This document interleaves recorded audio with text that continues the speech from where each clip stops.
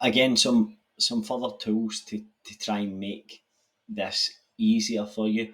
Some people have obviously got an aversion towards tracking calories, although the goal is to get away from tracking calories. The goal is not to track. It's a short term thing, just in order to help us recognize energy density and what energy density looks like in a meal. Once we've got our eyes calibrated, for lack of a better term, we we transition away from tracking calories altogether. So it's a stopgap type thing. Just looking to build some education, looking to build some nutritional literacy, and then we can transition away from it. That being said, some people just aren't interested in approaching that at all, and that might be due to some eating disorder type stuff that's happened in the past, which is totally understandable. And then, therefore, what is another kind of practical solution for people like that? So, precision nutrition, again, I've given them some kind of props earlier on in earlier videos that it was the first nutrition certification that I'd done, and they had some really, really good information and some really good actionable stuff as well. I found a lot of their content, the kind of infographics and stuff like that, quite digestible, quite easy to consume, and pardon the pun.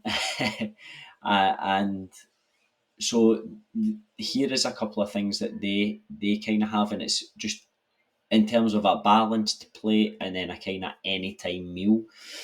So a balanced plate here, if you can make, 80% of your meals look like those two, either of those two plates below, you're going to be in a pretty good place overall, and it would be an easy place to adjust from. So if you were eating 80% of your meals like that, and the other 20% wasn't, absolutely kicking the backside out of it, it was still, most of your meals are kind of are following these kind of same principles that we've went across before. It would be so easy to make adjustments. The meal on the right hand side would be lower calories than the one on the left hand side. So then, if you had 4 meals per day, you might have 3 of the one on the left hand side and 1 of the one on the right hand side. And then if you found that wasn't working, then you might go 2 and 2, or you might go 3 for the one on the right hand side, and 1 for the one on the left hand side. And that would guarantee that you'd be getting adequate protein intake. You would definitely be getting in micronutrients with the amounts of fruits and vegetables that are included, and then you would just be tweaking the fats and the starch content of those meals to therefore give you a calorie deficit the exact same way that we do if we track it. We just know the numbers when we track it. When we do it like this, it's the exact same thing. We're not weighing the meals.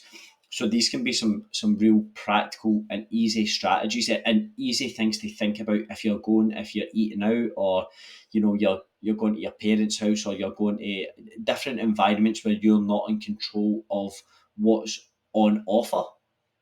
But can you make up a plate that kind of looks something like this from what's on offer? Can you prioritize, proteins and veggies and fruits, and then see what else you can kind of fill in the gaps with there? So again, some real easy, practical takeaway type solutions.